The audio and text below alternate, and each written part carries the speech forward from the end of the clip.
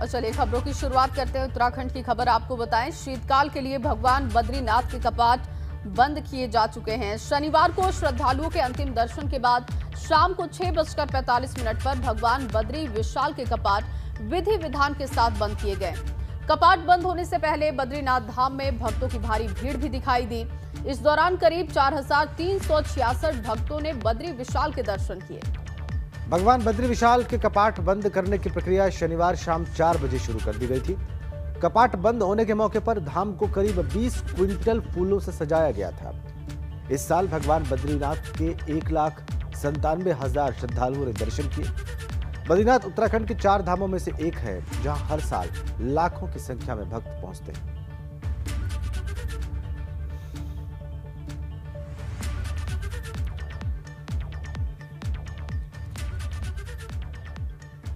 चलिए आपको सीधा हमारे सहयोगी पंकज राणा के पास ले चलते हैं। पंकज, बद्रीनाथ धाम के कपाट बंद होने के साथ ही 4 धाम जो यात्रा चल रही थी सीजन की, वो भी पूरी हो गई। तो कल शाम को कितनी भव्यता के साथ और किन विधि विधानों के साथ ये कपाट बंद किए गए, और उसके बाद अब आगे भगवान बद्री विशाल की गद्दी स्थल कहाँ पे होगा? बिल्कुल अजय, देखिए बड़ा ही उल्लास का पर्व होता है जब भगवान बद्रीनाथ के कपाट बंद किए जाते हैं। कल शाम 6:45 पर भगवान बद्रीनाथ के कपाट हिंदू धार्मिक मान्यताओं के आधार पर जो भी परंपराएं होती हैं उसके आधार पर बंद किए गए हैं। 4,000 से ज़्यादा श्रद्धालु वहां साक्षी बने हैं, भगवान बद्रीनाथ के दर्शन किए और उसके बाद कपाट बंद होने के दौरान वहां मौजूद थे। जो भी धार्मिक मान्यताएं होती हैं उन सभी मंत्रोच्चारण के साथ और 4 बजे से जो बद्रीधाम धाम बंद करने की जो प्रक्रियाएं होती है उसके आधार पर ये सभी चीज़ें संपन्न की गई हैं। अब क्योंकि आज अगला दिन है और आज जो भगवान बद्रीनाथ की डोली है वो आदिगुरु शंकराचार्य की गद्दी स्थल ले जाई जाएगी और जो उनके साथ कुबेर और उद्वत जी की डोली होती है उसको वहां पर आज स्थापित कर दिया जाएगा और आज शाम से उनकी जो पूजा है वो शीतकाल के लिए वहीं पर की जाएगी। तो ये कहा जा सकता है कि जो प्रक्रियाएं होती हैं वो विधि विधान के साथ रावल जो होते हैं उनके आधार पर की जा रही है। सभी तीर्थ पुरोहित वहाँ मौजूद रहते हैं। उसके साथ साथ ही क्योंकि मुख्य रावल सबसे मुख्य पुजारी होते हैं वहाँ पर, उनके ही सभी सानिध्य में ये चीज़ें की जाती हैं। उन्हीं के आधार पर जो भी मंत्रोच्चारण होता है, हिंदू मान्यताएं होती हैं, उनके आधार पर सभी चीज़ें होती है। क्योंकि 6 महीने के लिए भगवान बद्रीनाथ के जो कपाट हैं बंद हो गए हैं और अब जो पूजा है उनका गद्दी स्थल शंकराचार्य की जो गद्दी स्थल होता है वहां पर उनकी पांडुकेश्वर में पूजा अर्चना की जाएगी। तो ये कहा जा सकता है कि अब पूरी तरह से जो 4 धाम यात्रा है वो 6 महीने के लिए बंद कर दी गई है।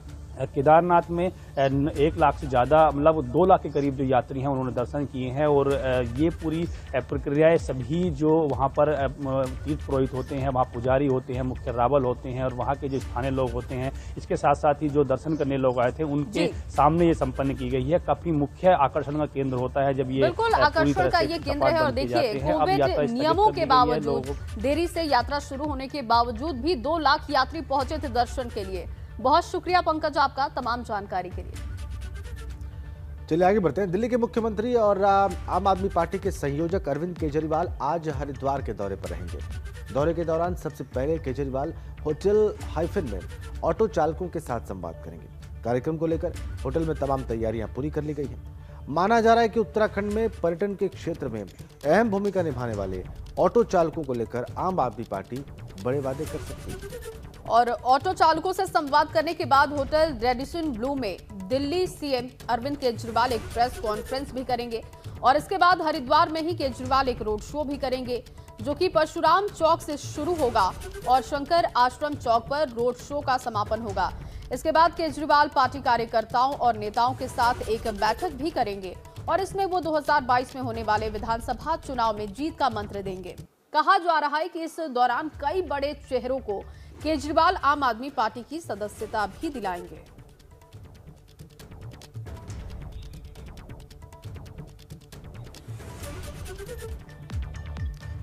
तो चलिए आगे बढ़ते हैं। यूपी और उत्तराखंड के बीच 21 सालों से लटके पड़े परिसंपत्ति विवाद को सुलझाने के बाद देहरादून पहुंचे मुख्यमंत्री पुष्कर सिंह धामी का जोरदार स्वागत किया। भाजपा नेताओं ने उनका जोरदार स्वागत किया और इसके बाद सीएम धामी ने देहरादून पुलिस लाइन से घंटाघर तक एक रोड शो भी किया।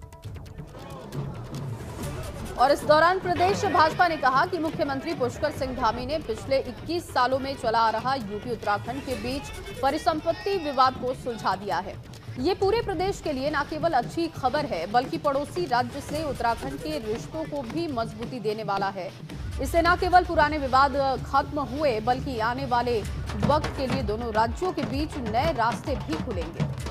और वहीं पर मुख्यमंत्री धामी ने कहा कि यूपी के सीएम योगी आदित्यनाथ से हुई सौहार्दपूर्ण बातचीत के बाद परिसंपत्ति पर सहमति बन सकी और इसके बाद अब 15 दिनों के भीतर दोनों प्रदेशों का एक ज्वाइंट सर्वे होगा। करीब करीब सभी विवाद सुलझा लिए गए हैं। सीएम धामी ने बताया कि उत्तराखंड के हिस्से में आने वाले वन विभाग के 90 करोड़ में से 87 करोड़ का चेक उत्तर प्रदेश ने उत्तराखंड को दे दिया है और अन्य विभागों के विवाद भी बहुत जल्द सुलझा लिए गए। नाथ जी का धन्यवाद करना चाहता हूं कि उन्होंने सारे प्रकरणों पर, जैसे एक छोटे भाई और बड़े भाई का जो प्रकरण होता है, आपस में परिवार का जब बंटवारा होता है, जो बिंदु हमारे यहाँ पर पूर्व से चले आ रहे थे, चाहे वो सिंचाई विभाग का बिंदु हो, सिंचाई विभाग में 5700 हेक्टेयर जो ज़मीन है उस ज़मीन का बंटवारा होना है तो उस पर, और 1700 मकान हैं, तो उन पर यह सहमति बनी है कि 15 दिन का उस पर ज्वाइंट सर्वे होगा और ज्वाइंट सर्वे के आधार पर जो उनकी आवश्यकता होगी उत्तर प्रदेश की और शेष जितना भी है सारा का सारा वो उत्तराखंड का हो जाएगा। और जहां एक तरफ भाजपा और सीएम धामी यूपी के साथ 21 साल पुराना विवाद सुलझने पर खुशी मना रहे हैं और इसे बड़ी उपलब्धि बता रहे हैं, तो वहीं दूसरी तरफ उत्तराखंड के पूर्व सीएम हरीश रावत ने बंटवारे को लेकर आपत्ति जाहिर की। हरीश रावत ने कहा कि इस बंटवारे से उत्तराखंड को घाटा हुआ और कांग्रेस राज्यपाल के सामने इस मुद्दे को उठाएगी।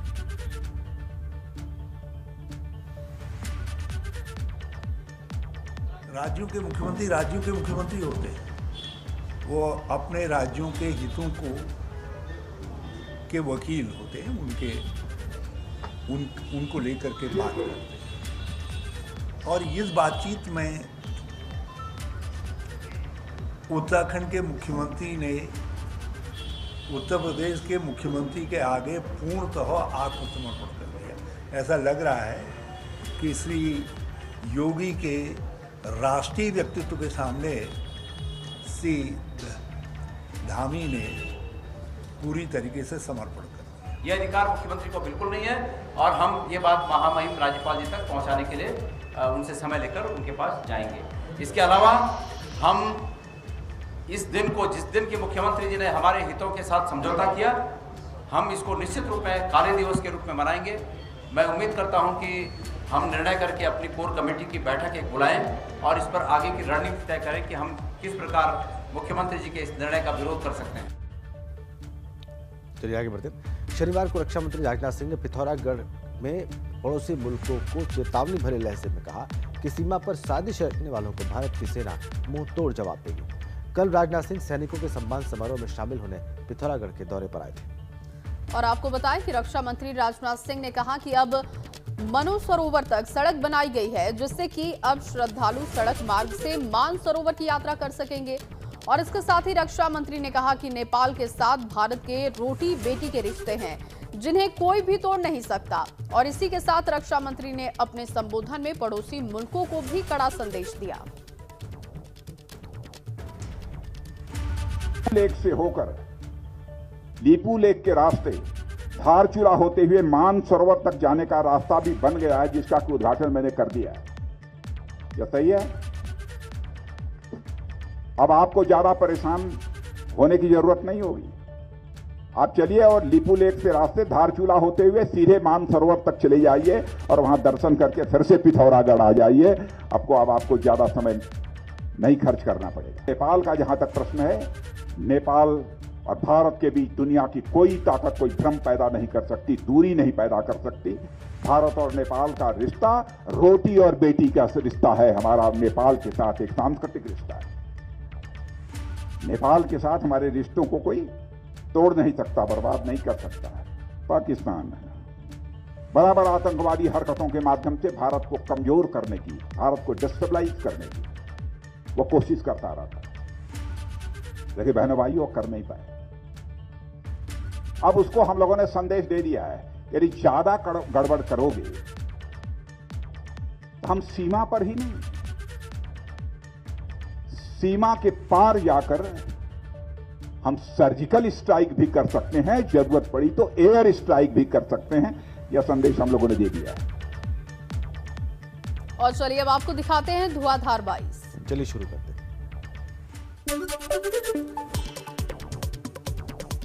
प्रदेश की महिला और बाल विकास मंत्री रेखा आर्या ने किया अल्मोड़ा का दौरा। इस दौरान राज्य सरकार की योजनाओं को लेकर अधिकारियों के साथ बैठक की। चुनाव से पहले योजनाओं को पूरा करने का निर्देश दिया।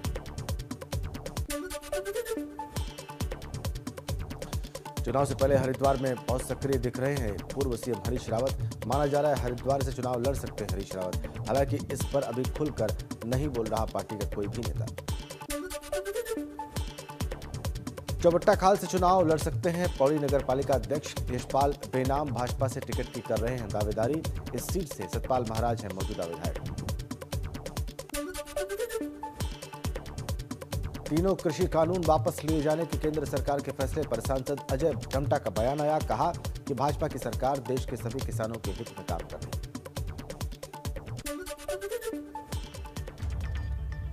वहीं चुनावी मौसम में एक बार फिर से देवस्थानम बोर्ड का मुद्दा गर्मा गया है। केंद्र सरकार के तीनों कृषि कानून वापस लेने के फैसले के बाद अब पुरोहित मांग कर रहे हैं कि इसी तरीके से सरकार को देवस्थानम बोर्ड को भी रद्द कर देना चाहिए।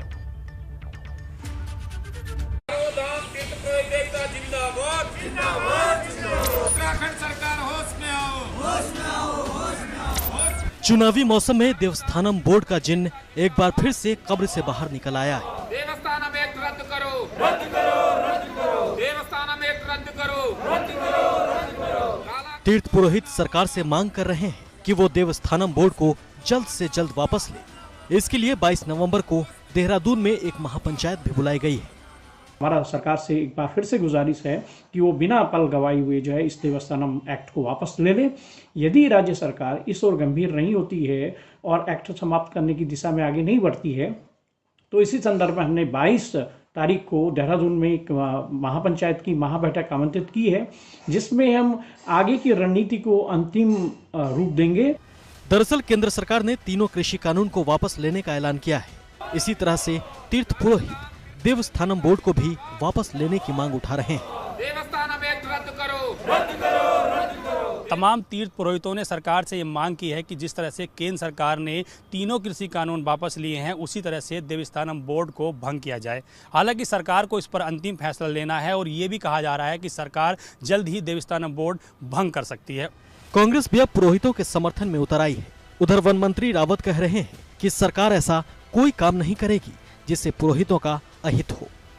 विधेयक उन्होंने देवस्थानम बोर्ड के रूप में लाने का काम किया है, उनको सद्बुद्धि आए वो इसको भी वापस लेने का काम करे।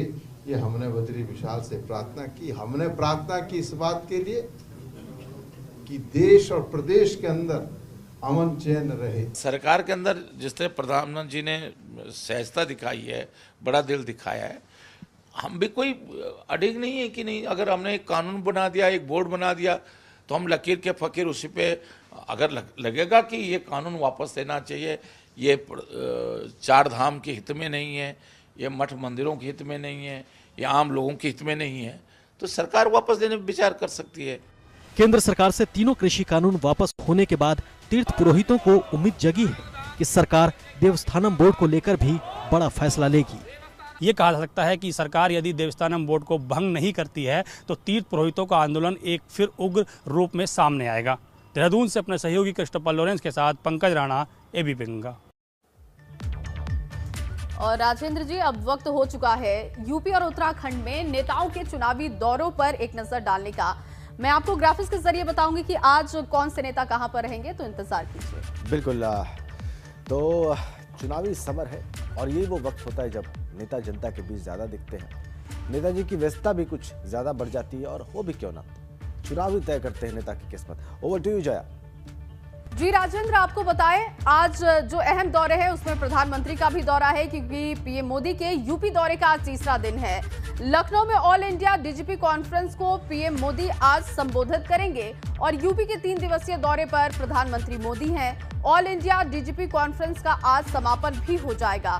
इसके अलावा बात करें तो 2 दिवसीय गोरखपुर दौरे पर पहुंचेंगे सीएम योगी आदित्यनाथ और यहां पर 1488 परिवारों का आज पूरा होगा अपने घर का सपना। तो ये बड़ा कार्यक्रम होने जा रहा है गोरखपुर में। सीएम परिवारों को सौंपेंगे प्रधानमंत्री आवास योजना के तहत घर की चाबी और गोरखपुर विकास प्राधिकरण पीएम आवास योजना के तहत घर दिए जाएंगे, लाभार्थियों को लाभ होगा।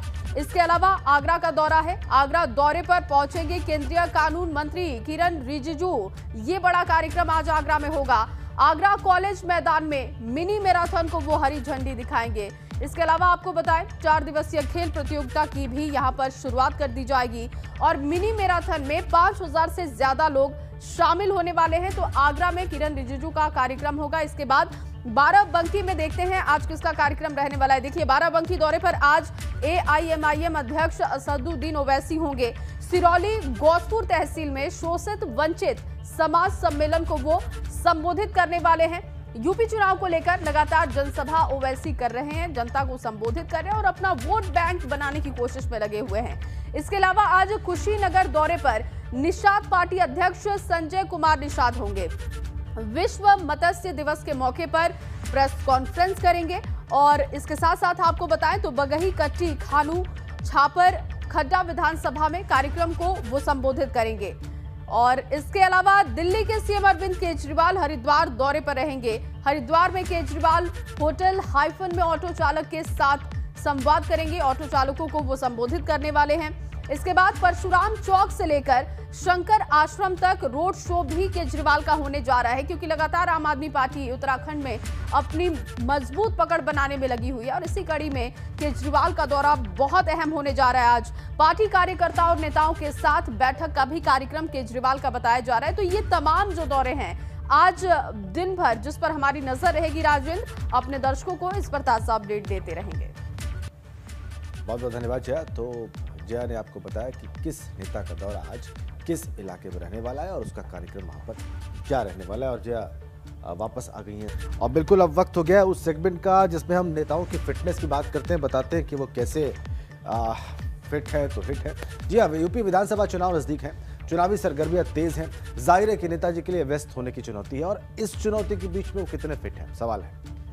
वो फिट है तो ही हिट है। हम बात कर रहे हैं उन नेताओं की जो खुद को अपने व्यस्त शेड्यूल के बावजूद फिट रखते हैं, लेकिन इसके लिए वो करते क्या है।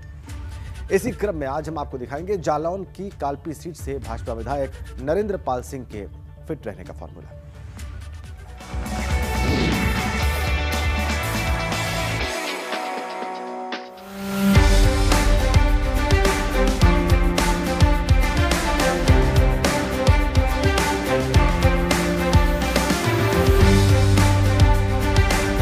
हमारी दिनचर्या है 4:30 बजे हम चारपाई छोड़ देते हैं।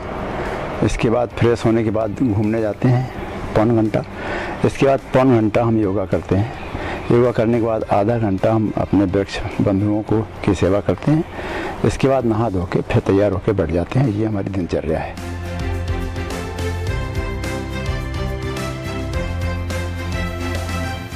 ये ऐसा है कि राजनीतिक जीवन में खासतौर से जनप्रतिनिधि के लिए खाना का बहुत वो नहीं होता, नियम संयम नहीं कर पाते, लेकिन सुबह हम अपना चना और मूंग और ये सब अंकुरित लेते हैं, एक सेव लेते हैं और कुछ ड्राई फ्रूट लेके अपना 1 कप सुबह काढ़ा पीते हैं। दिन भर अपना फिट रहते हैं।